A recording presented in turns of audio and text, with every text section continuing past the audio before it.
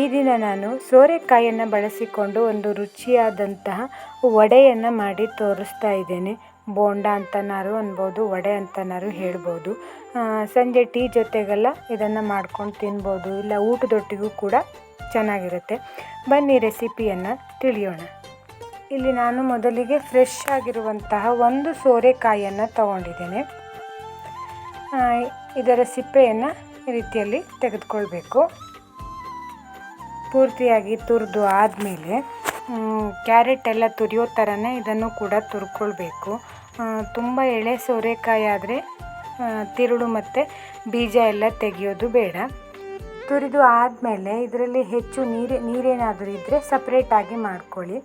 ಹಾಗೆ ಈ ಸಿಪ್ಪೆಯನ್ನು ಕೂಡ ನಾನು ಎತ್ತಿಟ್ಕೊಂಡಿದ್ದೇನೆ. ಇದರಿಂದ ಒಂದು ಗೊಜ್ಜನ್ನು ಮಾಡ್ಬೋದು. ಈ ತುರಿದಿರುವಂಥ ಸೋರೆಕಾಯನ್ನು ಬೇರೆ ಪಾತ್ರೆಗೆ ಟ್ರಾನ್ಸ್ಫರ್ ಮಾಡ್ಕೊಳ್ಳಿ ಈ ರೀತಿಯಲ್ಲಿ.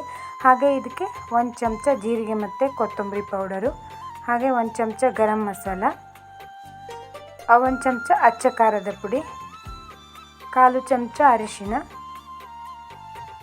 ಹಾಗೆ ಒಂದು ಅರ್ಧ ಚಮಚ ಜೀರಿಗೆ.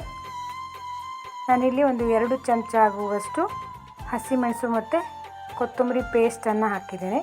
ರುಚಿಗೆ ತಕ್ಕಷ್ಟು ಉಪ್ಪು ಅಂದರೆ 1 ಚಮಚ ಹಾಕಿದ್ದೇನೆ. 2 ಚಮಚ ಬಿಳಿ ಎಳ್ಳು, ಒಂದು ಅರ್ಧ ಕಪ್ ಆಗುವಷ್ಟು ಅಕ್ಕಿ ಹಿಟ್ಟು, ಸಣ್ಣದಾಗಿ ಹೆಚ್ಚಿರುವಂಥ ಕೊತ್ತಂಬರಿ ಸೊಪ್ಪು, ಇವಿಷ್ಟನ್ನು ಹಾಕಿ ಚೆನ್ನಾಗಿ ಒಂದು ಸರಿ ಮಿಕ್ಸ್ ಮಾಡಬೇಕು ಈ ರೀತಿಯಲ್ಲಿ. ಇಲ್ಲಿ ಅಕ್ಕಿ ಹಿಟ್ಟಿನ ಬದಲಾಗಿ ಕಡಲೆ ಹಿಟ್ಟನ್ನು ಕೂಡ ಬಳಸ್ಬೋದು. ನೋಡಿ, ಈ ಹದದಲ್ಲಿ ಬರಬೇಕು. ಹಿಟ್ಟು ಬೇಕಿದ್ರೆ ನೀವು ಮತ್ತೆ ಇದಕ್ಕೆ ಆ್ಯಡ್ ಮಾಡ್ಕೊಳ್ಬೋದು. ಈ ಸೋರೆಕಾಯಿ ಮತ್ತು ಅಕ್ಕಿ ಹಿಟ್ಟಿನ ಮಿಶ್ರಣವನ್ನು ಈ ರೀತಿ ತಟ್ಟದಾಗ ಕೈಗೆ ಅಂಟ್ಕೊಳ್ದಿದ್ರೆ ಆಯಿತು. ನೋಡಿ, ಹೀಗೆ ಉಂಡೆಯನ್ನಾಗಿ ಮಾಡಿಕೊಂಡು ತಟ್ಟಿಲ್ಲ, ನೀವು ಎಣ್ಣೆಯೊಳಗಡೆ ಪಕೋಡ ಥರನೂ ಕೂಡ ಬಿಡ್ಬೋದು, ಇಲ್ಲ ಹೀಗೆ ತಟ್ಟಿಯೂ ಕೂಡ ಮಾಡ್ಬೋದು. ನಾನಿಲ್ಲಿ ಎಣ್ಣೆಯನ್ನು ಬಿಸಿಗೆ ಇಟ್ಕೊಂಡಿದ್ದೆ. ಒಂದೊಂದಾಗಿ ಸೋರೆಕಾಯಿಯ ವಡೆಯನ್ನು ಬಿಡ್ತಾ ಇದ್ದೀನಿ. ಇದು ಮುಳುಗುವಷ್ಟು ಎಣ್ಣೆಯನ್ನು ಹಾಕ್ಕೊಳ್ಳೋಕೆ ಹೋಗ್ಬಿಡಿ. ಕೆಲವೊಮ್ಮೆ ಎಣ್ಣೆ ಒಳಗಡೆ ಬಿಟ್ಟಾಗ ಬಿಚ್ಕೊಳ್ಳೋ ಚಾನ್ಸ್ ಇರುತ್ತೆ. ಹಾಗಾಗಿ ಒಂದು 1/4 ಭಾಗದಷ್ಟು ಎಣ್ಣೆಯನ್ನು ಹಾಕಿ ಈ ರೀತಿ ಒಂದು 5ರಿಂದ 6 ನಿಮಿಷ ಮೀಡಿಯಮ್ ಉರಿಯಲ್ಲಿ ಕರೆದ್ರೆ ಆಯಿತು.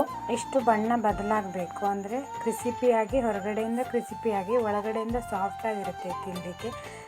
ಖಾರವಾದ ಚಟ್ನಿ ಇಲ್ಲ ಟೊಮೆಟೊ ಸಾಸ್ ಜೊತೆಗೂ ತಿನ್ಬೋದು, ಇಲ್ಲ ಹಾಗೇನೂ ಕೂಡ ತಿನ್ಬೋದು. ಚಟ್ನಿ ಸಾಸ್ ಎಲ್ಲ ಬೇಕು ಅಂತ ಇಲ್ಲ. ಟೀ ಜೊತೆಗೆ, ಊಟದೊಟ್ಟಿಗೆ, ಮಕ್ಕಳು ಸ್ಕೂಲಿಂದ ಬಂದ ತಕ್ಷಣ ಮಾಡಿಕೊಡಿ, ತುಂಬ ಚೆನ್ನಾಗಿರುತ್ತೆ ಸ್ನೇಹಿತರೆ. ಮತ್ತು ಸೋರೆಕಾಯಿಯನ್ನು ಬಳಸಿಕೊಂಡು ಈ ರೀತಿದು ಒಂದು ರೆಸಿಪಿಯನ್ನು ಮಾಡ್ಬೋದಾ ಮತ್ತು ರುಚಿಯಾಗಿರುತ್ತಾ ಅಂತ ಅಂದ್ಕೊಳ್ಬೇಡಿ. ನೀವು ಒಮ್ಮೆ ಟ್ರೈ ಮಾಡಿ ನೋಡಿ, ಮಕ್ಕಳಿಗಂತೂ ತುಂಬ ಇಷ್ಟ ಆಗುತ್ತೆ. ಸ್ಪೈಸಿಯಾಗಿ ಕರೆದಿರುವಂಥ ತಿಂಡಿ ಆದ್ದರಿಂದ ನೀವು ಒಮ್ಮೆ ಟ್ರೈ ಮಾಡಿ ನೋಡಿ ಹೇಗಿತ್ತು ಅಂತ ಹೇಳಿ. ಇನ್ನೊಂದು ರುಚಿಯಾದ ಅಡಿಗೆ ವಿಧಾನದೊಂದಿಗೆ ಮತ್ತೆ ಭೇಟಿಯಾಗೋಣ. ಅಲ್ಲಿಯವರೆಗೂ ಪರಿಶ್ರಮ ಕಿಚನಿನ ಎಲ್ಲ ರೆಸಿಪಿಯನ್ನು ನೋಡಿ ಯಾವುದಾದ್ರೂ ಇಷ್ಟ ಆದರೆ ಖಂಡಿತ ಒಮ್ಮೆ ಟ್ರೈ ಮಾಡಿ. ಧನ್ಯವಾದಗಳು.